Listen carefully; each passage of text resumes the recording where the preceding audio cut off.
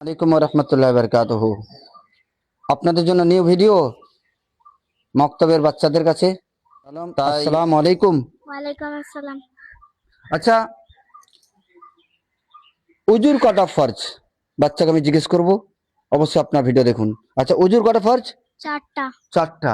আচ্ছা, তুমি বলো এক নম্বর ফরজ কি? এক নম্বর ফরজ কুল্লি কুচি করা। কুল্লি করা? না, পুরো চেহারা का ধোয়া। হ্যাঁ, গোটা চেহারা ধোয়া, মুখমণ্ডলী পুরো ধোয়া, ধৌত করা। আচ্ছা, দ্বিতীয় নম্বর ফরজ তুমি বলতে পারবে? আচ্ছা বলো। হাত ধোয়া। হাত ধোয়া কাহানের সমেত? পর্যন্ত। হ্যাঁ, হাত ধোয়া। আচ্ছা আচ্ছা। আর তৃতীয় নম্বর ফরজ তুমি বলো। মাসা করা। মাসা করা। আর চতুর্থ নম্বর ফরজ? পা ধোয়া। হ্যাঁ, পা ধোয়া।